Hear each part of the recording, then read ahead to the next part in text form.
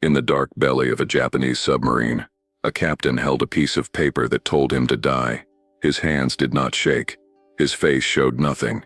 But deep in his chest, something burned. The order was clear. Take your submarine. Take your 105 men. Ram an American ship and die for the Emperor. Commander Mokichura Hashimoto read those words. And then he did something almost no Japanese officer had ever done. He said no. Not with words. Words would get him killed. He said no. With a lie. He told Tokyo his engines were broken. They were not broken. Every machine on his submarine worked perfectly. But Hashimoto looked at his crew, at the 105 young men who trusted him with their lives, and he made a choice that went against everything he had ever been taught. If you knew that saying yes meant death, but saying no meant shame worse than death, what would you do? This question haunted Hashimoto in those final days of August 1945. The war was ending. Everyone could feel it. American planes filled the sky over Japan. Cities burned. Food grew scarce. And the Imperial Navy, desperate and dying, kept sending orders for one final act of honor. Die fighting. Die crashing into the enemy. Die for the Emperor. Hashimoto had already done something that would mark him forever. Just weeks before, his submarine had sunk the largest American warship ever destroyed by a Japanese submarine. The USS Indianapolis went down in 12 minutes. Over 1,100 American sailors fell into the dark Pacific water. Hashimoto watched through his periscope as the great ship broke and sank. He should have felt proud. He felt only tired. The submarine I-58 was not new to death. Built in Yokosuka in 1944, she was designed for one purpose: hunt and kill. Her hull was painted black. Her torpedoes waited in their tubes like sleeping snakes. But I-58 carried something even more deadly. Strapped to her deck were 6 chitin human torpedoes. Each chitin held one young man. When the time came, that young man would climb inside, seal the hatch above his head, and steer his torpedoes straight into an enemy ship. There was no coming back. The chitin were not weapons. They were coffins with engines. Hashimoto had watched young men climb into those coffins. He had watched them salute. He had watched them smile. Because dying for the Emperor was supposed to be beautiful. Then he had given the order, and they had launched into the sea, and he had never seen them again. This was the Japanese way. This was what the Navy taught. Honor meant dying. Living when you should have died meant shame that would follow your family for generations. Hashimoto knew these rules. He had lived them his whole life. But something inside him had started to crack. The night of July 29, 1945, changed everything. I-58 was hunting in the Philippine Sea. The water was warm and dark. Hashimoto sat in the control room, listening to the soft sounds of his submarine, the hum of engines, the drip of condensation, the breathing of 105 men in a steel tube under the ocean. Then his sonar operator said something that made Hashimoto stand up. Contact. A ship. Moving fast. Moving alone. Hashimoto ordered his submarine to surface just enough to see. He put his eye to the periscope and felt his heart stop. The ship was enormous. She moved through the water like a gray mountain. No escort ships protected her. No destroyers circled her. She was alone, and she was coming directly toward I-58. Hashimoto could not believe his luck. A heavy cruiser traveling without protection. In waters his submarine owned. He calculated the angle. He checked the distance. He gave the order to fire. 6 torpedoes left I-58 in a deadly line. Hashimoto counted the seconds. 1, 2, 3. Then the sky lit up orange and red, and the sound of the explosion rolled across the water like thunder. The USS Indianapolis took only 12 minutes to die. She was carrying something secret, something so important that the Navy had rushed her across the Pacific alone. Hashimoto did not know that the crates in her hold contained parts for the atomic bomb that would fall on Hiroshima 1 week later. He only knew that his torpedoes had found their target, and a great American warship was sinking. He watched through his periscope as the Indianapolis rolled onto her side. He saw tiny figures jumping into the water. He heard nothing. The ocean swallowed all screams.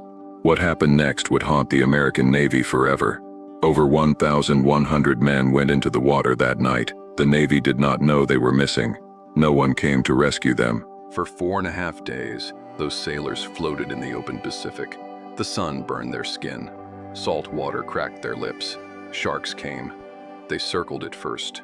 Then they grew bold. Men watched their friends get pulled under the water. They heard screams that stopped suddenly. They prayed. They went mad. They drank salt water and died. When rescue finally came, only 316 men were still alive. Nearly 900 had died in the water, killed by thirst, by sun, by sharks, by despair. Hashimoto learned about this much later. On the night of the sinking, he simply moved on. He had done his job, he had sunk an enemy ship. But something about that night stayed with him, the size of that ship, the men jumping into the water, the silence after the explosion. He thought about the American sailors floating in the dark, waiting for rescue that might never come, and he thought about his own men, sleeping in their bunks, trusting him to bring them home. Would you be able to give an order that you knew would kill hundreds of men, even if it was your job, even if your country demanded it? This question began to grow inside Hashimoto like a seed in dark soil. He pushed it down. He focused on his duties. But the question would not leave. It followed him through the narrow corridors of his submarine. It waited for him when he closed his eyes, and it grew stronger in August, when the orders from Tokyo became more desperate and more deadly.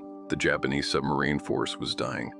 At the start of the war, Japan had more than 60 submarines. By August 1945, only a handful remained. The others lay at the bottom of the ocean, their crews entombed in steel. American destroyers had grown too good at hunting. American planes dropped depth charges that cracked submarines like eggs. The survivors, the submarines that still surfaced, received a new kind of order. Stop hunting, start dying. The Navy wanted every remaining submarine to find an enemy fleet and crash into it. Caton missions increased. Young men kept climbing into those coffins. The dying continued, but now it was planned. Hashimoto received his order in early August. The message was short and clear. I-58 was to proceed to a designated area. She was to find American ships. She was to attack with all torpedoes and all chitin. If those failed, she was to ram the largest enemy vessel and detonate her remaining explosives. The crew was expected to die, all 105 men. For the Emperor, for honor, for Japan. The order sat in Hashimoto's hand like a stone. He read it 3 times. He thought about his wife in Kyoto. He thought about his daughter who had just learned to walk. He thought about the 105 faces that looked to him for guidance, for safety, for decisions that meant life or death. He thought about the young chitin pilots who had saluted him before climbing into their coffins. He thought about the American sailors floating in the Philippine Sea, waiting for sharks.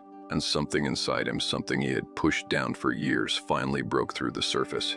He would not do it. The decision came like a wave of cold water. Clear, simple. Impossible. Impossible. He would not take 105 men to their deaths for an order that would change nothing. The war was lost. Everyone knew it. American bombers had burned Tokyo to ashes. 2 new bombs, more terrible than anything before, had destroyed Hiroshima and Nagasaki. The Emperor was about to speak. Japan was about to surrender, and Tokyo wanted Hashimoto to die now. In these final days, when dying would save no one and change nothing. But how could he refuse? Direct disobedience meant execution. It meant shame for his family that would last forever. His parents would lose their honor. His daughter would grow up marked as the child of a coward. The Navy would make an example of him. No, he could not refuse directly. He would have to lie. Hashimoto called his chief engineer to a small cabin. The engineer was a quiet man named Tanaka, older than most of the crew, with oil-stained hands and careful eyes. Hashimoto showed him the order. Tanaka read it slowly. When he looked up, his face was pale. Hashimoto asked him a strange question. Can you break the engines? Not really break them.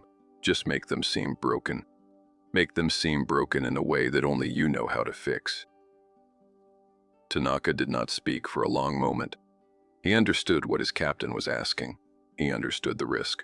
He also understood that his captain was trying to save his life and the lives of every man aboard. Slowly, carefully, Tanaka nodded. Within hours, I-58 developed engine trouble.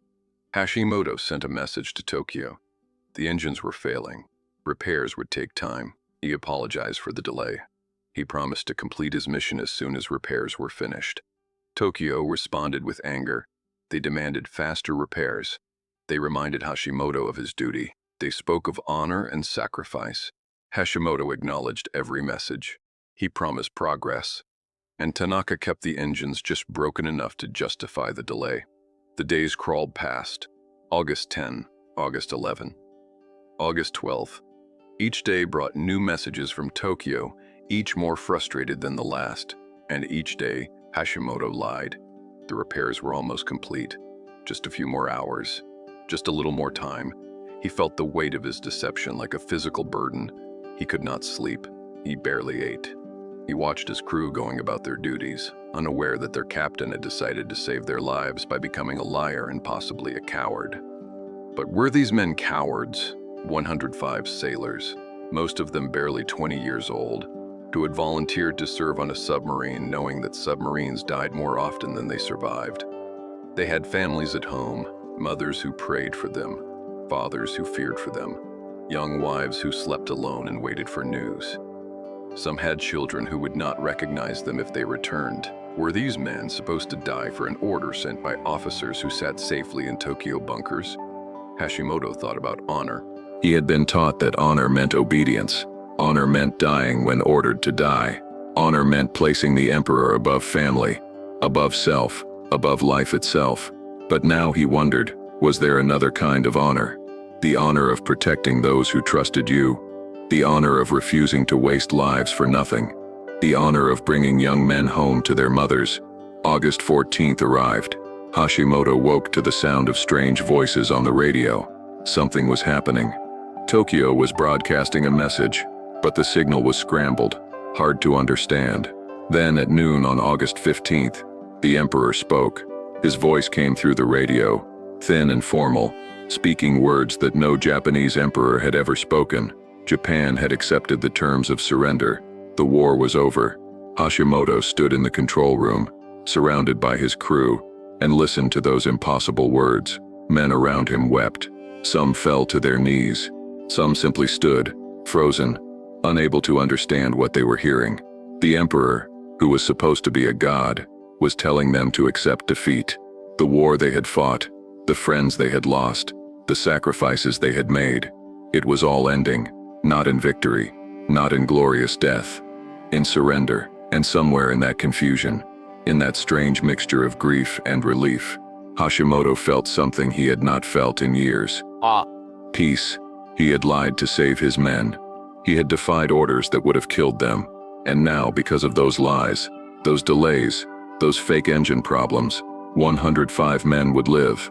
They would go home. They would see their families. They would grow old. They would have children and grandchildren who would exist because one submarine captain decided that saving lives mattered more than dying with honor. The days after the surrender were strange and quiet. I-58 surfaced and flew a white flag. American ships approached, and Hashimoto feared they would attack anyway, but the Americans held their fire. They sent small boats. They came aboard I-58 and looked around with curious eyes. They treated Hashimoto and his crew as prisoners, but they did not harm them. The war was over. The killing had stopped. Hashimoto's story did not end there. The Americans wanted to understand what had happened to the Indianapolis. They questioned Hashimoto for hours. They asked about the night of July 29th. They asked about his tactics, his torpedoes, his decision to attack. Hashimoto answered honestly. He had done his duty. He had sunk an enemy ship in war. He felt no hatred for the Americans. He felt only the sadness of a man who had seen too much death. Then something remarkable happened. The American Navy decided to put Captain Charles McVay, the commander of the Indianapolis, on trial. They blamed him for the loss of his ship. They said he should have zigzagged, should have taken precautions, should have done something differently. And they asked Hashimoto to testify. The man who sank the Indianapolis was asked to help convict the man who commanded her. Hashimoto traveled to Washington. He wore his dress uniform. He entered the courtroom and saw Captain McVay sitting at the defendant's table. The two men looked at each other. Former enemies, fellow sailors, men who understood the weight of command. And when Hashimoto took the stand, he did something that surprised everyone. He defended McVay. He said that zigzagging would not have mattered. He said his torpedoes would have found their target regardless. He said McVeigh was not to blame. Do you think enemies in war can ever truly understand each other? The court convicted McVeigh anyway. The captain lived with that shame for decades, receiving hate mail, blamed for deaths he could not have prevented. In 1968, he took his own life. But in 2000, long after Hashimoto had returned to Japan and lived out his days as a civilian, the American Congress exonerated McVeigh. They cleared his name, and Hashimoto, elderly and frail, wrote a letter supporting the decision. He said that McVeigh was a good officer who had been wrongly blamed. He said the two of them, enemy commanders who had met in war, had come to respect each other. This is the strange truth about Hashimoto. He sank a ship and helped cause the deaths of nearly 900 American sailors. He also saved 105 Japanese sailors by lying to his superiors and refusing a suicide order. He testified against an American captain and then spent years defending him. He was a warrior who chose to stop fighting. He was an officer who broke his orders to save his men. He was a complicated person, as all people are, carrying both darkness and light. The submarine I-58 was sunk by the Americans after the war, loaded with chemical weapons that Japan had developed but never used. She lies at the bottom of the ocean now, empty and silent. But the men who served on her, the 105 sailors whose lives Hashimoto saved, went home. They married. They had children. They lived lives that would have ended in August 1945 if their captain had followed orders. Hashimoto never spoke much about his decision to disobey. In his memoir, he focused on the technical details of submarine warfare. He described battles and tactics, torpedoes and targets, but in quiet moments, in interviews late in his life, he hinted at the weight he carried. He spoke of the Khitan pilots. He spoke of young men who died for an emperor who was not a god. He spoke of honor and what it really meant. And sometimes, when asked about the war, he would simply say that he was grateful to be alive. This is perhaps the deepest truth of Hashimoto's story. In a culture that celebrated death, he chose life. In a system that demanded obedience, he found a way to resist. In a war that killed millions, he saved 105 men by telling a lie about broken engines. He was not a hero in the simple sense. He was a flawed person who made a difficult choice. But that choice mattered. Those 105 lives mattered. The children and grandchildren of those sailors, people who exist today because one captain said no, they matter. When Hashimoto died in 2000, at the age of 91, very few people noticed. The war had faded into history. New generations had grown up without memory of submarines and torpedoes, of emperors and surrender. But somewhere in Japan, in quiet homes and small villages, families kept photographs of young men in naval uniforms, young men who went to war and came home, young men who lived to grow old because their captain decided that 105 lives were worth more than one order. The ocean keeps its secrets. The Indianapolis lies in the deep Pacific, discovered only recently, her hull still bearing the wounds of Hashimoto's torpedoes. The I-58 rests in shallower water, a memorial to a war that ended 80 years ago. And the men who served on these ships, American and Japanese, have mostly passed into memory. But their stories remain. They remind us that war is fought by ordinary people making extraordinary choices. They remind us that honor is not simple, that duty is not always clear, that sometimes the bravest thing a person can do is refuse. Hashimoto refused. He lied to save lives. He broke his oath to keep his men alive. And in doing so, he showed that courage comes in many forms. Sometimes it means charging into battle. Sometimes it means standing firm under fire. And sometimes, in the quiet darkness of a submarine, it means looking at an order to die and saying no. Stories like this one are why this channel exists. History is not just about great battles and famous leaders.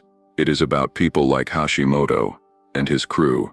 It is about choices made in moments of impossible pressure. It is about the difference between what we are told to do and what we know is right. Every week we explore stories that have been buried or forgotten, stories that deserve to be remembered. If you want to hear more, if you believe that these voices from the past should not be silenced, then join us. Subscribe, share this story with someone who needs to hear it, and tell me in the comments, because I truly want to know, what would you have done in Hashimoto's place? Would you have followed orders, or would you have found a way to save your men?